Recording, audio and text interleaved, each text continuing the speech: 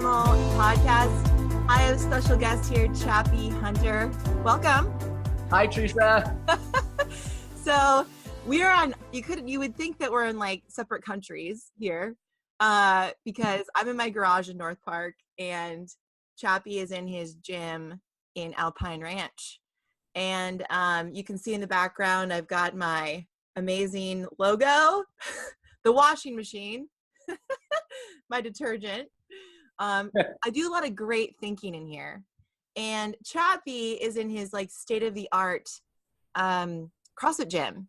You want us to give us a quick tour, Chappie, with your camera? Can you give us? I don't know if it's state-of-the-art, but yeah, by all means, I'll show you around the gym here if you want. Please. I see here our entry. Nice. And it's attached to a mall if you want to go shopping.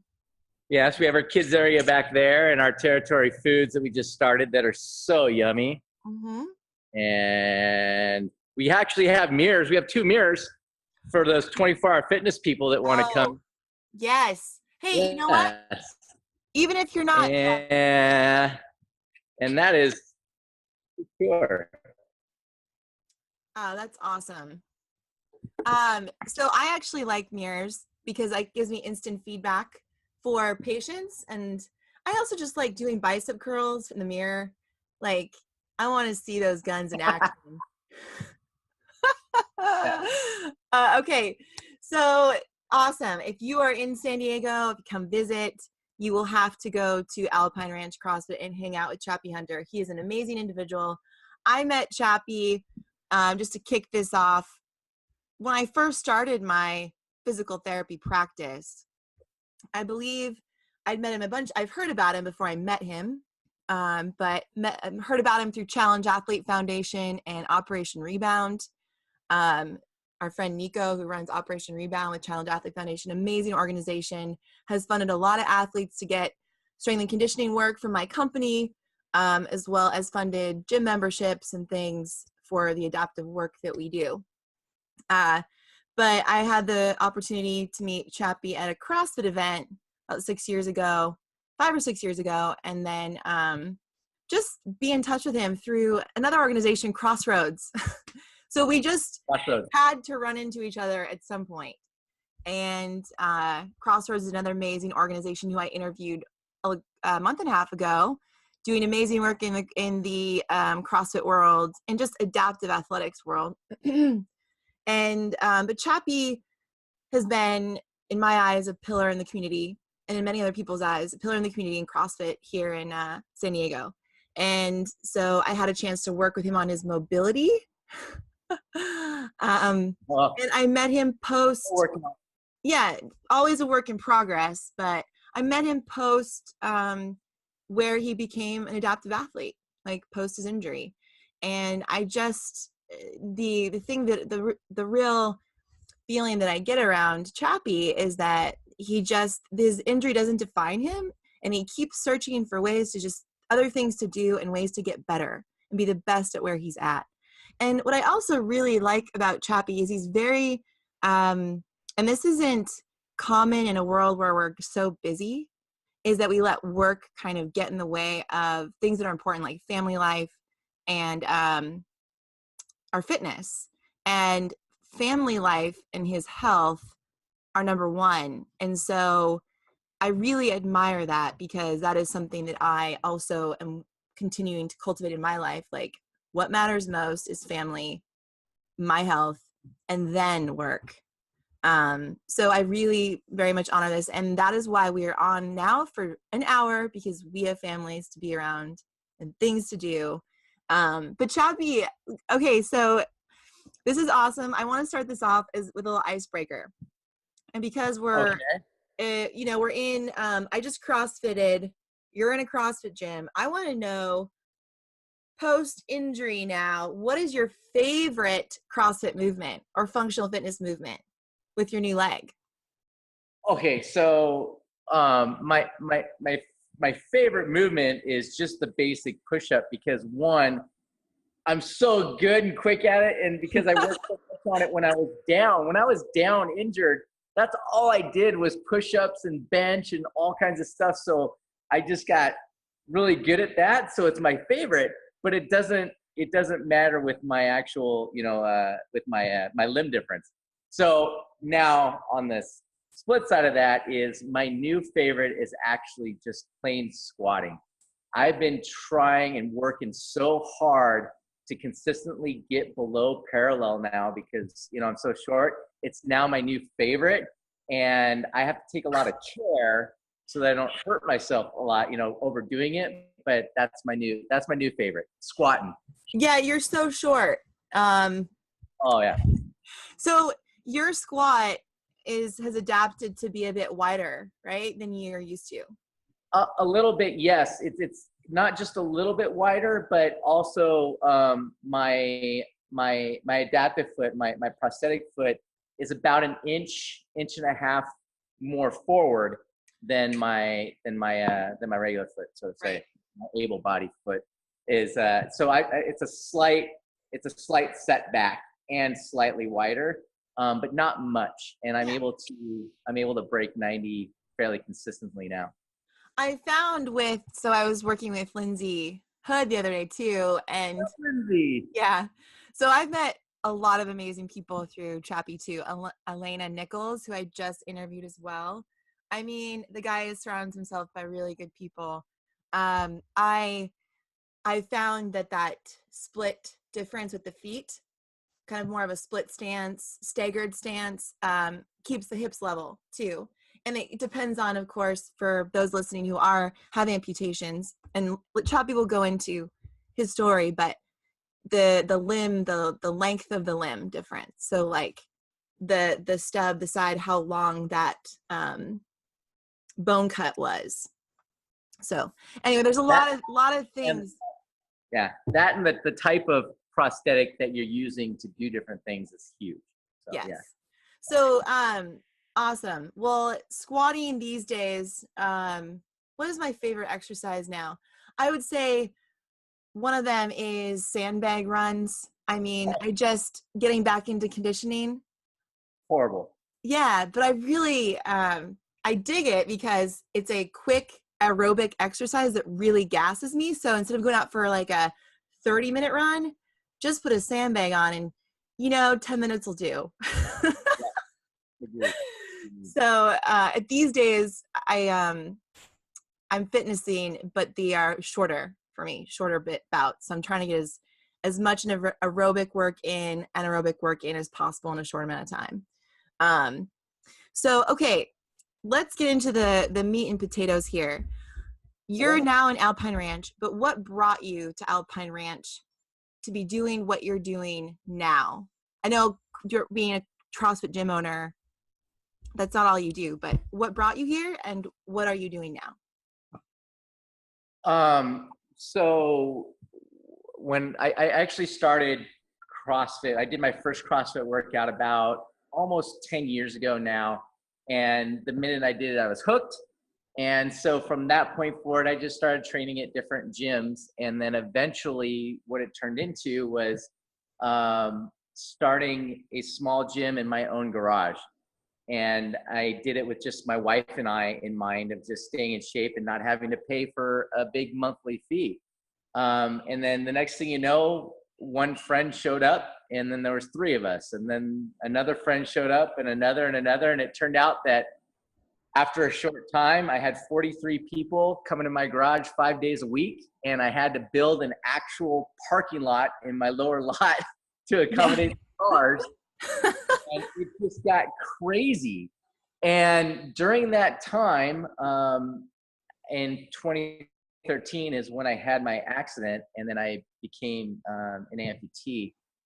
And I was the CrossFit stuff is, I honestly, one, I think that it actually helped save my life in the accident for being stronger mentally and physically. And 2, I wanted to get back after it to stay in shape through my injury, to be, to stay strong throughout the injury.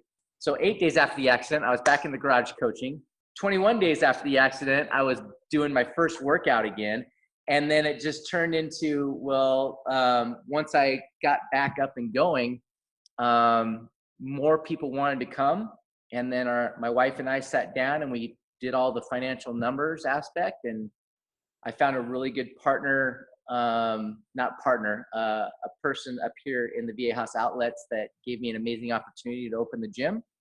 And so we took it from the garage to the brick and mortar in 2016. And it's just been going crazy and awesome since then. And so we've been here for 2 years now, and I'm loving every minute of it. Yeah, that's awesome, Chappie. And I've trained there once, been there twice, but trained there once. My company taught a movement and mobility class there, and then came and trained when you had, because you work with adaptive athletes in your gym too. So I think I brought a couple athletes, I recall this was like post baby, maybe 8 weeks or something. So you were doing CrossFit, and you're also not just you don't just run a CrossFit gym. What else do you do? I am also a full-time San Diego police officer. People can message you if they have tickets and get. I'm just kidding. I'm okay with that. So 25-year veteran of the department. I started when I was just 21 years old. And so I'm 25 years in. I've got 3.9 years left, and I'm going to be retiring. Yes. Woo! But I came back after my accident. I came back full duty in 1 year and 29 days, and I went right back to work. So my actual official job is I'm a detective for the department, and I handle everything from your bike got stolen to attempted murder and everything in between. So, okay, we're just getting a sidetrack for just a moment here. No, so when we were talking, I was on an interview the other day, interviewing a guy who is a stand-up comedian. And I'm a PT, you're a police officer. When you get on a plane, right, and people ask you what you do, it's like, don't tell them. Like, he's like, when he's gotten into conversations about being a stand-up comedian, the conversation can go all flight. Or like, as a PT, people will tell you all of their issues. And then there you are having to have this awkward conversation. So I'm assuming the same as a police officer, like, oh, okay, well, do you get those conversations if you're on a plane? Yes and no. So when I'm in public, period, whether it's the airplane or whatever it is, normally whoever you're with or you're around, you can get a vibe right then within 30 seconds, whether they're good people or not.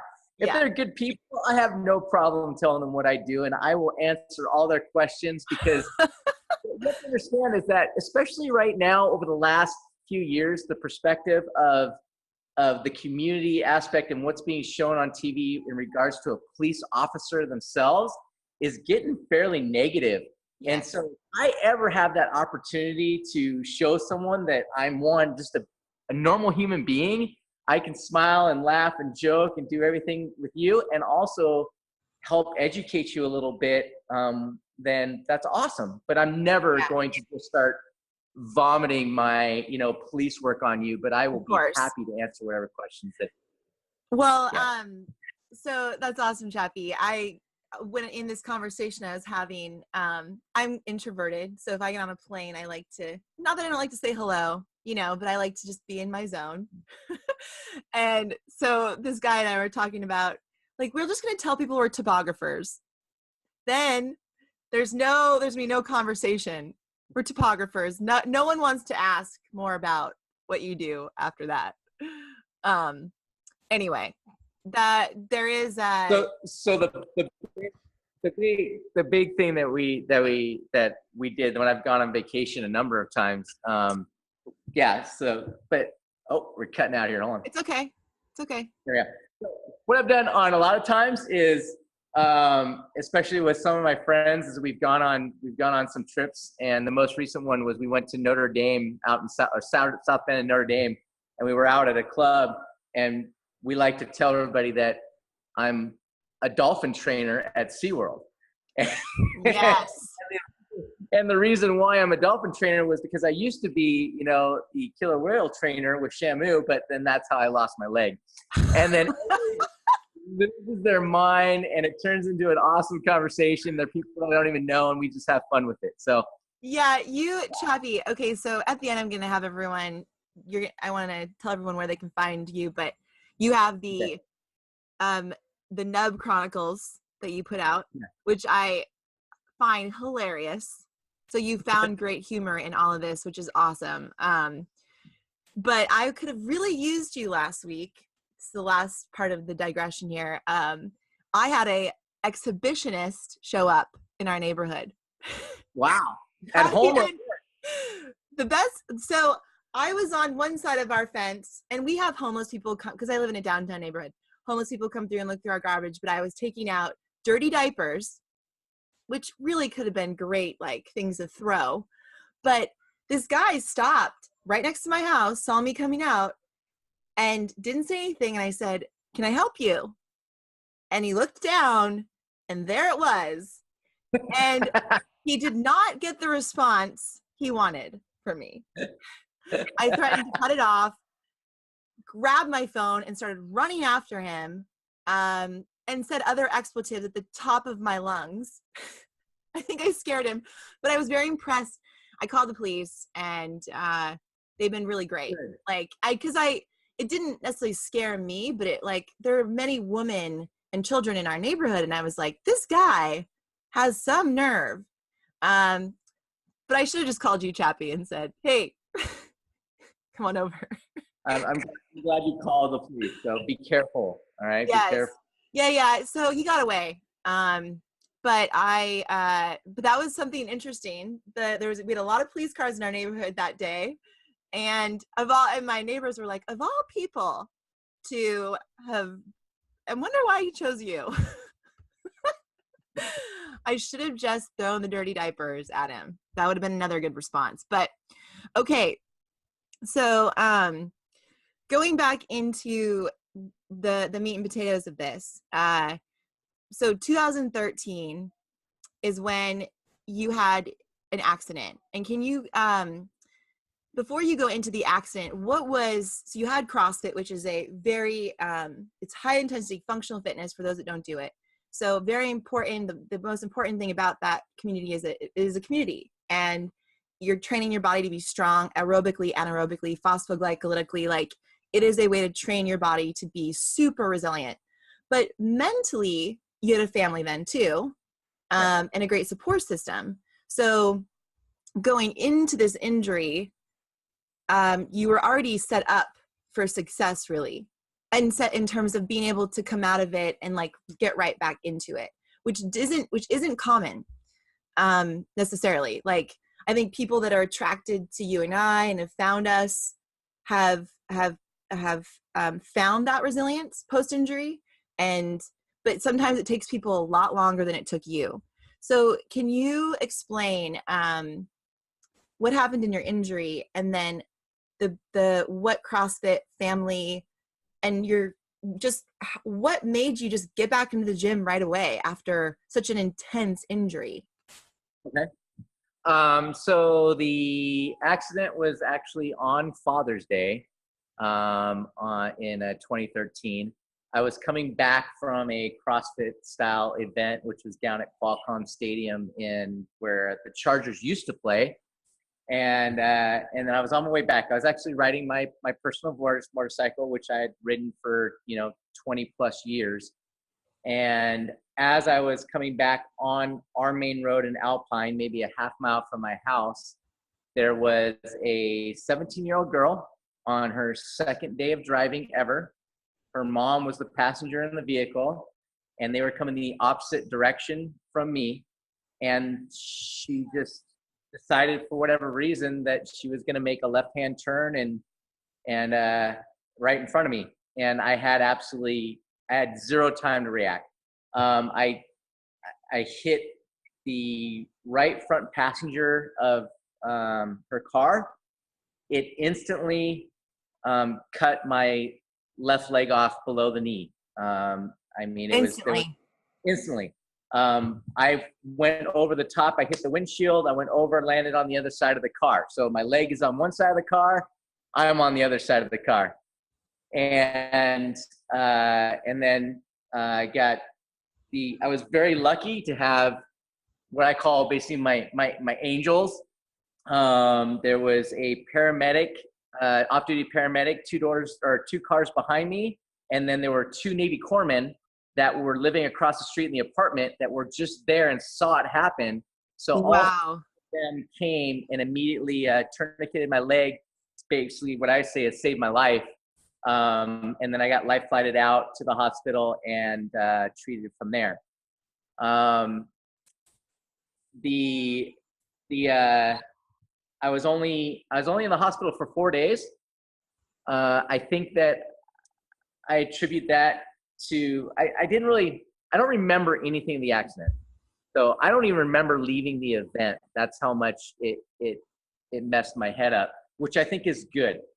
I don't want to remember that. I don't want to have to relive that. I don't ever want to have to go through that accident again. Right. So when I woke up in the hospital the next day, the first two things that I saw was actually my wife and he was 5 years old. My 5-year-old son are just right there in front of me. And I woke up, I saw them, I looked down, I saw my leg was missing. I looked back up, and the first thing that I thought was, I have a family to take care of. I need to get my butt back to work. This doesn't matter. I just need to do what I need to do to get better, and let's get after it. So then from there, 4 days later, I popped out of the it was time to start moving again, because I knew that if I just stayed stagnant or just hung out in my bed, I would start getting weak and it would start affecting me mentally as well. Plus I had, my wife and my son. My son was my best PT. He would do the exercises to help stretch my leg out. Movement master right there. Yeah, he was amazing. And then I had my community in the gym from the people that I was coaching there who were still coming to the garage to work out. And I still wanted to be there for them. And they made me feel like they wanted me there as well, which I believe they really did. And so then 8 days later, I started coaching them again from my wheelchair. And then 21 days after that, I did my first full workout on one leg to just kind of prove that I could do it. Yeah. I did a whole YouTube video of that. If you ever wanted to see it, you could just type in the Alpine garage and you'll see me standing on one leg in my garage. It's actually some very horrible movement. I'm gonna do that and put it in the show notes. Yeah. And so that was really the start of it. The reason why CrossFit wise is that I realized is that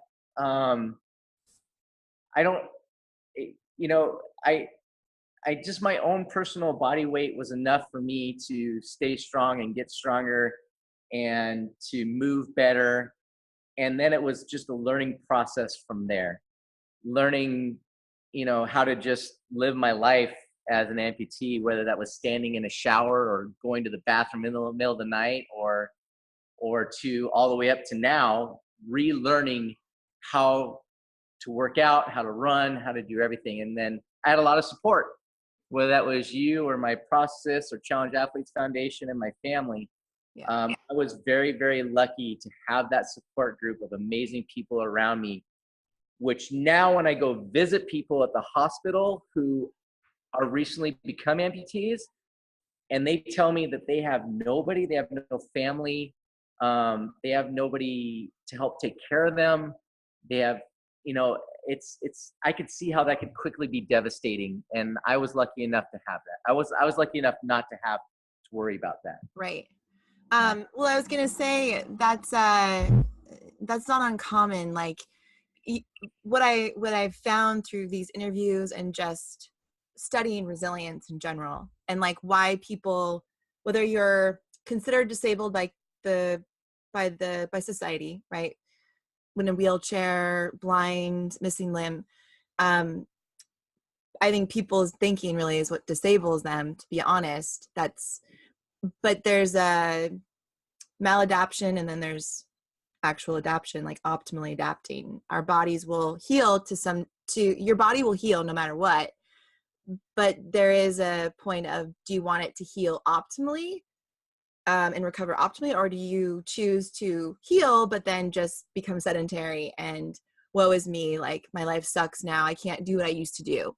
So they're Well, in a simple way, there's, having gone through what you go through, there's what you did go through, there could have been a point where it was like, yeah, I don't have a leg anymore, I can't do what I used to do. There could be that thinking, but because of what you did before and what you had before, family, community, CrossFit, strength training, and grit, pure grit, based on the job you do, and just being someone who you have a purpose. You have a purpose. That's what helped you, in my eyes as a therapist, really just adapt so beautifully. And a lot of people, because before their injury, they didn't have that, it's a real struggle after to develop that. It's possible, but it's a struggle. well, mentally, here's the number one thing that really turned my life around after having my amputation was, and mind you, I'm not a doctor and I'm not telling anybody to do anything different.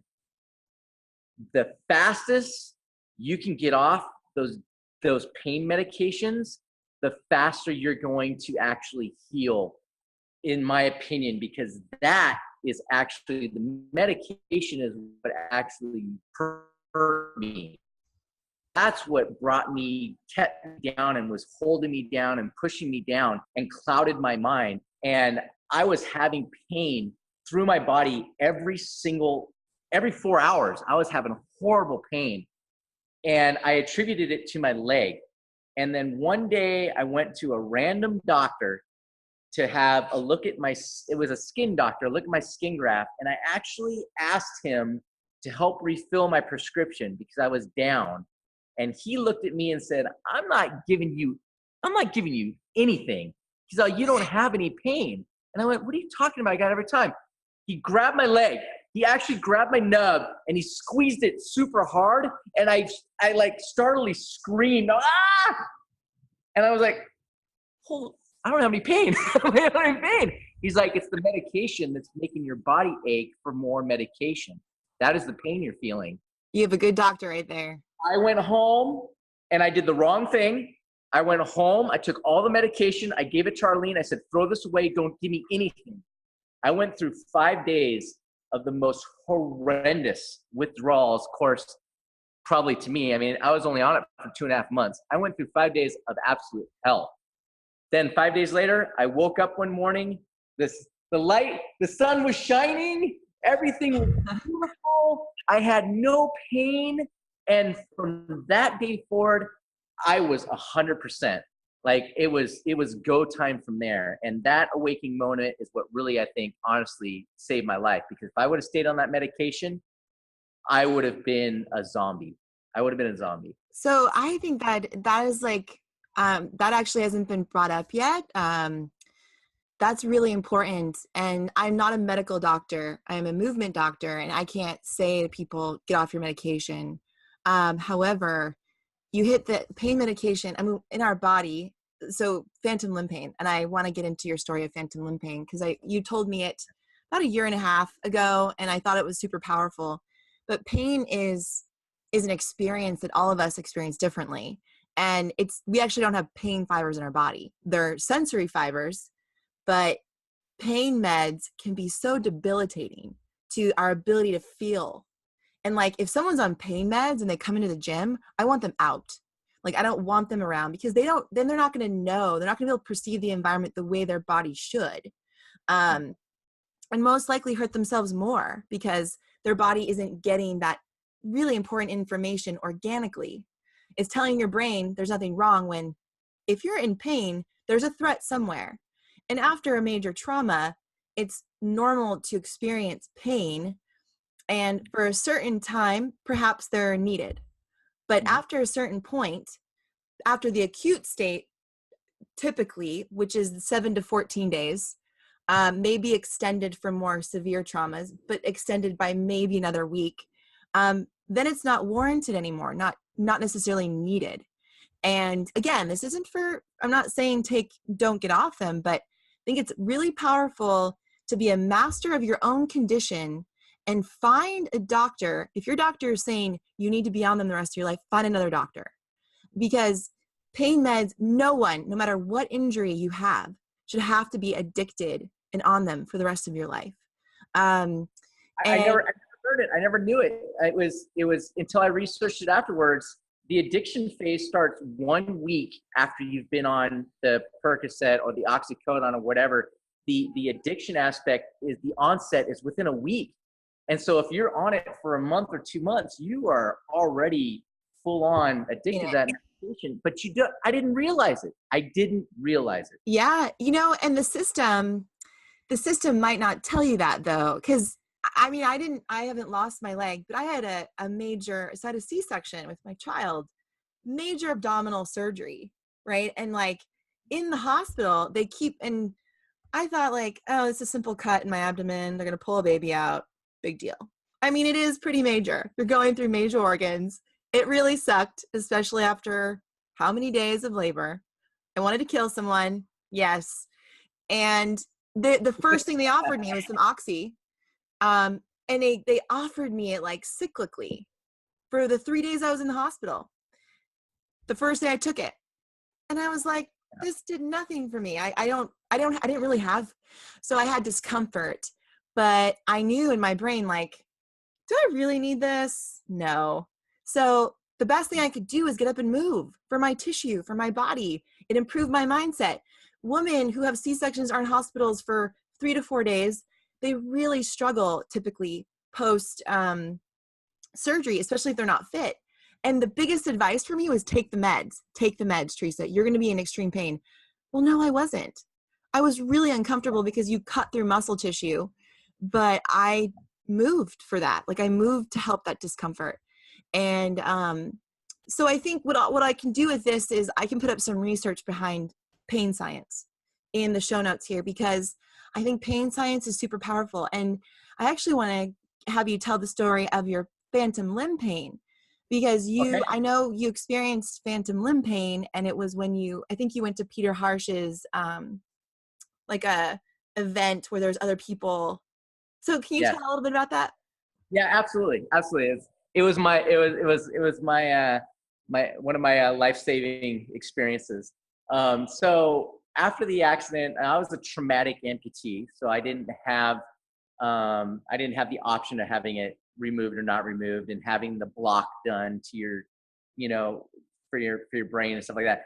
I didn't have that done. So I had quite a bit of phantom pain. And phantom pain is when my brain is sending sensories down my leg to the parts that I don't have anymore. It's wanting to move toes. It's wanting to move my heel, my ankle. It's wanting to flex my calf that isn't there anymore. And that's all getting sent down to something that isn't there. And so that phantom, I think pain is the wrong word. That's what they made it. It's more like phantom discomfort. And it was 24/7. It was a nonstop feeling of discomfort, almost as if, when your leg falls asleep or your arm falls asleep and you wake up and you got that tingle that's going on at the end of that arm. It's kind of like that feeling, and it happens continuously. And in addition to the fact of at times, like there would be shocks that would be sent to try and move something, and my leg would just jump. And it was so bad, I couldn't sleep. My sleep was horrible. I would be up constantly at night. I'd be roaming the hallways, rolling in my wheelchair or up on my crutches. And it was affecting me more so with the sleep. I wasn't eating as well. Because I was tired so much, it was affecting the way that I was with my family and how I treated them. It was horrible. It was so bad that, everybody like happy Chappie, that's smiling all the time and happy and going all the time. For the first time in my life, I really told myself that I'm not going to live like this for the rest of my life. And the contemplation of basically almost of a suicidal type feeling I had never had before in my life. And it scared the crap out of me. And so when I went to Peter Harsh Prosthetics, and I started working a little bit with him, and I was telling him a little bit about my story, and he stopped me. He's like, hey, I want you to come up and I want you to meet some guys next week and just sit down and let's talk this all out. And I said, all right, let's do it. And I was still on crutches. I didn't have a leg yet. I came up to his office, and as I crutched through the door, I'm thinking about all the things I'm going to start saying, and there sitting in front of me are 5 guys. There's 3 that were blown up in the war. One was a triple amputee, and like half of his body was basically eaten alive on the side and gone. There was another double amputee. There was an arm amputee, and then there were 2 other amputees there that were just like me. One from a motorcycle accident, one from a car accident that was like, just had missed their lower limbs. And so I sat down and I introduced myself, met everybody, and then I started right in on my story, my woes me phantom pain story. I got about 30 seconds, maybe a minute into the story, and the triple amputee military guy that got blown up basically said, hey, dude. He's like, hey, dude. I think he was like trying to just get my attention. No, he knew my name. He's like, hey, dude, all you have is a paper cut. Just shut up. I'm like, and I was blown away, absolutely blown away. But it hit me. It didn't hit me in a negative way. It actually hit me, and it woke me up. And then I actually opened my eyes and I looked around, and I actually truly now saw him. I saw his injury. I saw the guy. I saw his injury. It wasn't all focused on myself anymore. And I went, holy shit. I do just have a paper cut. I could be like this. I could have a serious, I could have hit my head really hard and have a physical disability, mental disability. I could be anything. I am lucky. I am a lucky, lucky man. Yeah. I'm lucky that all I lost was my lower limb. I'm lucky that I didn't get any major head trauma. I'm lucky that I have a wife and a son who take care of me. I'm lucky to have my friends and my family and to have Peter Harsh. And all that stuff just came to light. And that was a big game changer for me. And from that day forward, that was my motto. I said, all I've got is a paper cut, and let's go kick ass. Yeah. Well, so I think that's a beautiful story. And I think that was a huge, probably turning point, not only saying no to the pain meds and having that doctor help you with that decision to realize you can do this. And then also that experience. And I would challenge anyone who's listening who is in that really self-focused stage, no matter, it can be years and years post an injury this can happen and still fester.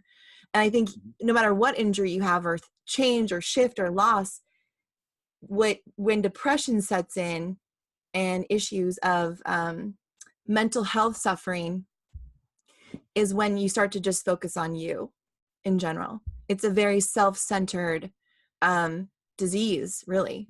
And when you can look around you and look at the complexity of life and look at other people and start to realize you're not alone and other people are going through their stuff.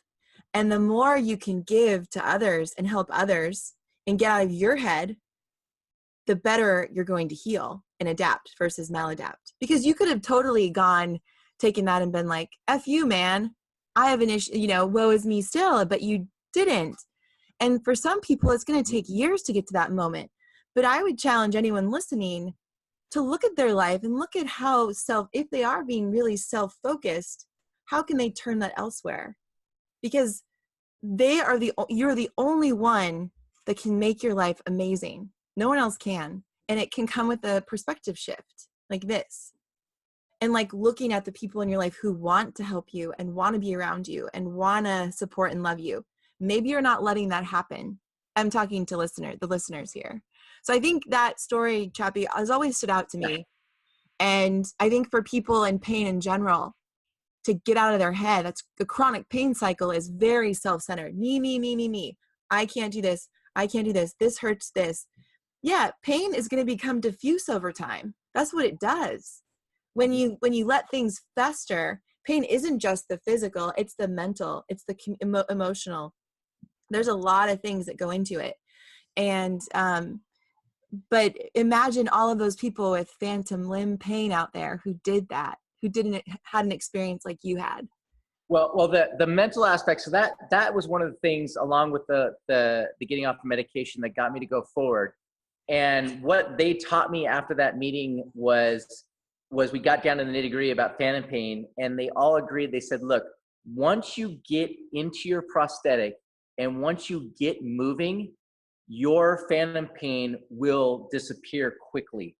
You'll start beating down those nerves, and they'll start, where they're trying to grow and find new things and regrow, and then eventually they'll just kind of curl up and start to almost die on the inside. And the more you put effort and physical work into your leg, into your amputation, the quicker your phantom pain is going to go away. And that was exactly what happened. I got walking, and within 2 weeks, the phantom pain started to slowly diminish.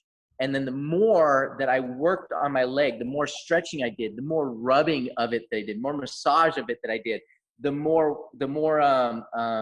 strengthening of it that I did, the more the phantom pain went away. To where now, or even I would probably say, within 6 months, it was basically gone. I will always feel my foot. I will always have those feelings. I will always have the occasional, discomfort here and there, but it's rare now. And now it's just normal life, and I don't have that beating on me every day anymore. That's amazing, Chappie, and thank you for sharing that. Sure. I want to ask you 2 more questions, and then we're going to wrap this up. So the first one is, if there is someone in your shoes, similar experience maybe, what advice would you give them that's maybe doesn't have the same environment as you do? Okay. So, and I do this often. So when I go and I visit people now, the hospitals call me now when they have people that are amputee or missing something, they'll call me and I'll come. And number one is, I always try to tell people to find their why. Find what it is that is their drive to get better. What is it? You need to find what that is. Mine was my family, my wife and my kid.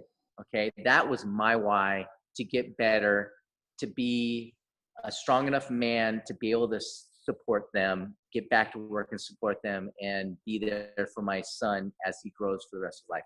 That was my why. Mm-hmm. So that's number one. Whatever it is in your life, find it, focus on it, and then do everything that you can to achieve that and make that respectable is number one. And then number 2 is to find someone to lean on, whether it's a single person, a best friend, it's a group that you go to. If it's a community like your CrossFit gym, if you don't have that, go and find it. You need a sounding board, and I think that sounding board should be outside of your why. Like, I don't think that sounding board needs to be my wife and my son. I used, like other people in my life, or other people that had the same type of injury as me, as my sounding board, as my people to lean on to get help, and to rely on them to kind of help coach me through the things that were all new to me in life now. And there were some important people through Crossroads that I actually flew. I got on a plane and flew to Virginia to go there for a week to train with them, to have them help teach me how to be an active amputee, an adaptive athlete, and to get through it. So those are the 2 main things. Find your why, and then go find someone or a group or something to help you achieve that. Yep. And that's it. Hit the nail on the head, Chappie. Thank you. And then the last one is, so you're in this new normal phase of life. And I mean, there's lots of new normals that we go through. You becoming a new mom is a new normal for me, running a business, there's lots of things, but in this new normal space you're in, post injury, in basically kicking ass at life, which took work and help. What is your favorite part of it? Like, what is, I was asking people initially like what it looked like, but I kind of want to just ask you, like, what's your favorite part about this new normal phase you're in? Oh my goodness. My favorite part, you want my honest opinion. My favorite part Yes. is when every time that I'm in the gym and I'm coaching, and somebody in here is going to have some sort of crazy little whiny complaint about something that they can't do. And all I do is I go, and I'll stand there and go, really? You really? I'm like, let's do this together. And I've got one leg. I can do it. I know that you can do it.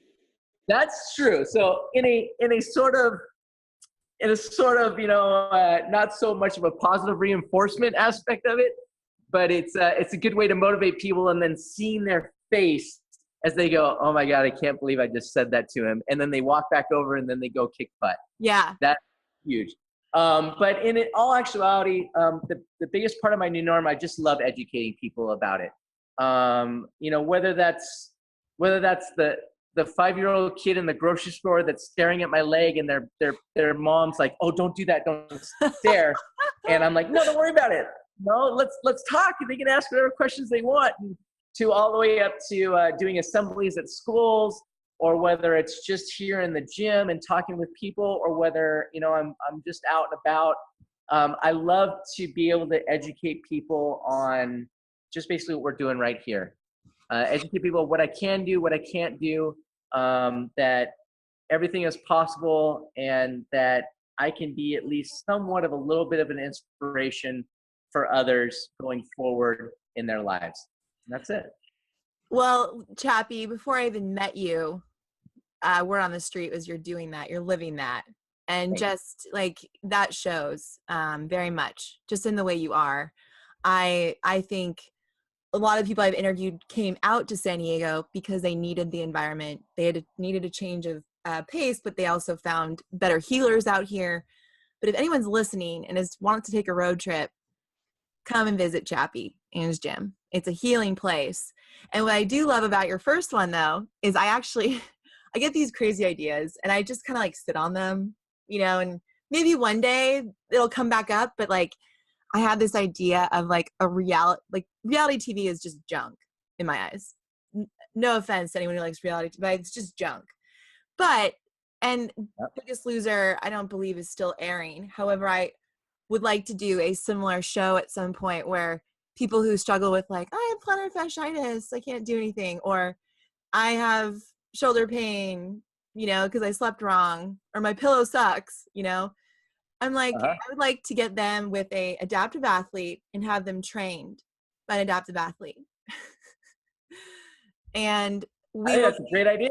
Yeah. So Chappie, we're going to talk at some point. I've literally been thinking about this. I'm like, one day as I'm doing this, I meet lots of great people on my journey too, and don't have time for that at the moment, but it is there, and it would be a really good reality show. Well, here's my sell on that. So just like, this is something that not everybody knows. All right, is I just shot a pilot for a new kids show. It wasn't my show, but I got called in to be a part of it because they wanted an amputee as the father figure. They wanted an amputee to be on the show on a regular basis, just so that kids would see just something out of the norm on a regular basis. So I got the call. I went up and auditioned. I got the audition, and they picked me up. And that's sick. That's so awesome. Shot the whole pilot, and they finished it up. They're doing the editing, and then hopefully it'll get picked up. We'll see. So that's awesome. Oh my gosh, yeah, I love it. So there you go. But so if that happens in the reality world, let me know. I'd love to be a part of it. Yeah, I couldn't think of a better coach, Chappie. It would be hilariously fun, and I think also really powerful for the world. So yeah, all it takes is some connections, and just time as well.